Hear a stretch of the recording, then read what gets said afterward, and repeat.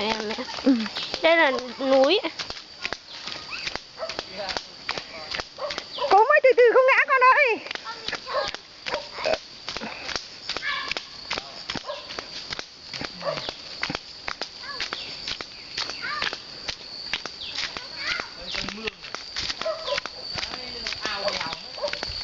Con gái ơi, Ngọc ơi.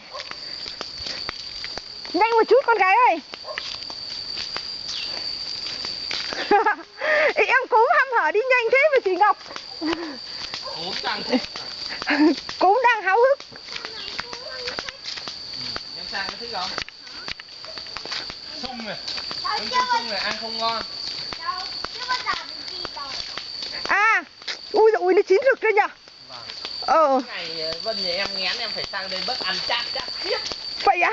Vâng. Đâu đi đường nào? Đi đường này không biết cái ao nó đâu thì nhìn thấy cái mương lên rồi. Cái ao nó Che lấp rồi. có cái bé. Đi. Đi đường này á. Cậu ơi, cái ao đấy nó có bùn dưới không? Cái ao nó bị che lấp mất rồi. Nó đâu hay là nó kia kìa. Đi ra đây cũng thấy nước. Đi ra đây. Rộng quá. Đứng đấy để. Đi đường nào đây? Cứ đi thẳng đi, cái đường mòn đi thẳng. Cậu hái mấy cái này tối cậu về. À, nó nút về của Nam Trả. Nào. Nhà mình nghe hả? Ai cũng vậy. Đi lên Vân Nhãn đi. Chào, lên tận đỉnh đầu vẫn sợ. Trơn. Lên tận đỉnh đầu vẫn sợ. Trơn lắm à. Không sợ đâu, có cô chú đằng trên đấy đi, cậu đi theo. Cứ đi. Mọi người đang đi theo đây. Rồi, đây rồi, cậu chạy theo đây rồi.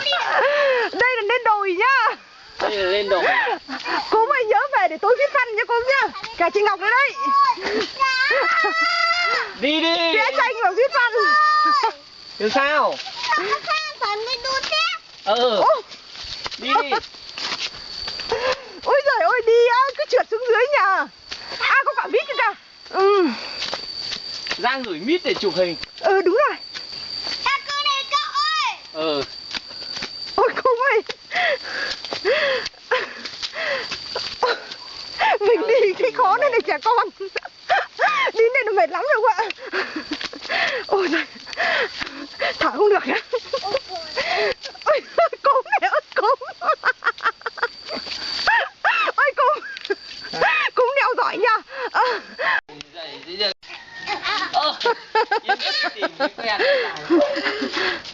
Cao mình. Chị Dơ cao lắm rồi.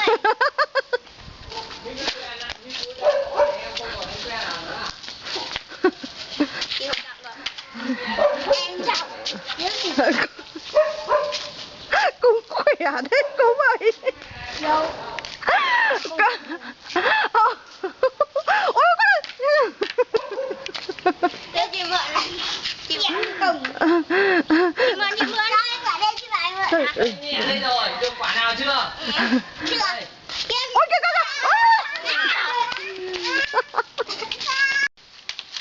Đây. Ngọc ơi, ra đi nhặt này. Ui, này có quả to chưa này? Cứ cho quả to.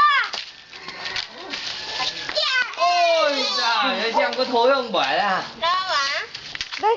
Đây Ngọc Con ra chỗ này. Con đừng ấy mà chú yên động. Em nó. Đây Ngọc ơi. Đây. Đây. Đưa cho chị Ngọc con. Đây. Đấy là chị Cúm. Con ạ, đấy là chị Cúm. Chị xin, đúng rồi.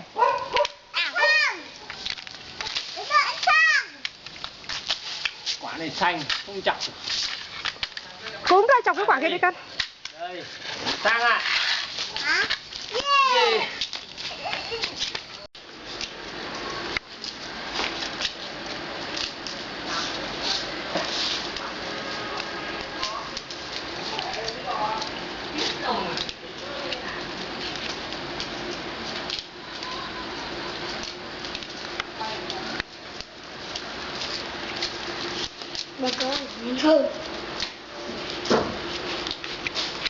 Đặt luôn dưới chân đi con.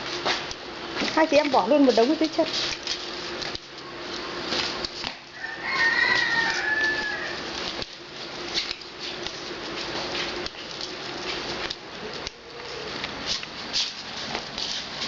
Chẳng đi thì nó cũng đi đâu. Bơi.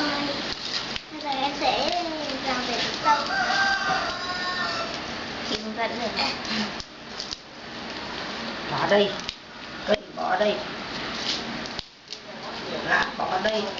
Ai bắt đi thì ai làm.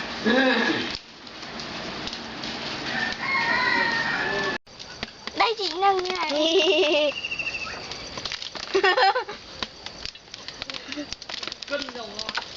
Nhổ liên tục chắc rơi hết luôn cả cành mất. Nhổ ở chỗ này mới nhiều quả. Rơi cả cành của chị.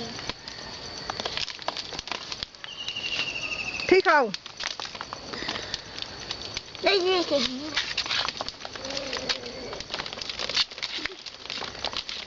Mai mang về Hà Nội muối nha, cốm nhá. Như kìa, một Muối túi sung. em vứt ở nhà. Ừ. Hoàng vứt 2 túi, em 1 túi.